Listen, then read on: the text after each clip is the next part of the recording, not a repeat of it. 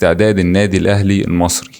الاهلي طبعا بعد ما تعادل مع باتشوكا 1-1 وخسر بضربات الترجيح، كان ماتش ودي، كان استعداد لماتش كاس العالم قدام انتر ميامي اللي هتلعب يوم الاحد. الاهلي ظهر يعني ايه، عنده مشاكل دفاعيه وعنده مشاكل في قلب الملعب كتيره، بس الاهلي برضو هو محتاج تنظيم دفاعي عشان يظبط الماتشات بتاعته. 3 ماتشات انتر ميامي وبالميراس وبورتو، الماتشات 3 ماتشات مش سهلين.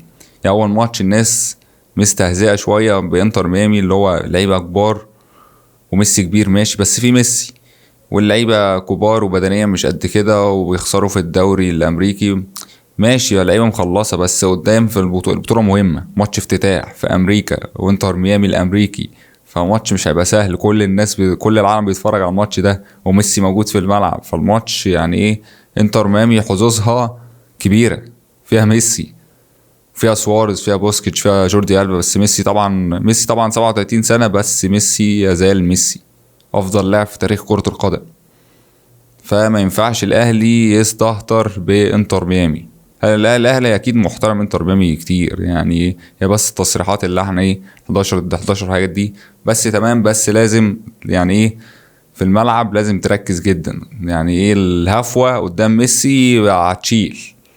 ميسي مش بيرحم. ميسي كان بيلاعب كولومبيا واتطرد من الارجنتين لاعب، وكانوا خسرانين 1-0 وفي الاخر اتعادلوا 1-1. ميسي بقى خلص الماتش، راح واخد الطياره من الارجنتين، رجع امريكا، رجع ميامي ونزل التدريبات. يعني ميسي مش بيهزر. يعني ايه، يعني انت لو تيجي تبص في لعيبه في الدوري المصري بتطلع هجمه واحده بتلاقيها ما بترجعش.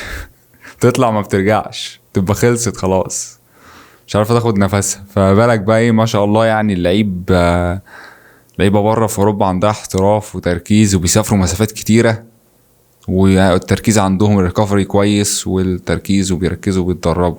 مش عندنا في الوطن العربي ومصر بالذات احنا ايه، لو واحد سافر قريه جنب البلد يقول لك انا تعبت. انا المفروض بقى لو في صيام لا انا افطر، احنا على سفر، هو ماشي في رخصه بس انت برضو انت حاجه قريبه. احنا ايه بنبالغ جامد احنا الشعب العربي والمصري بالذات.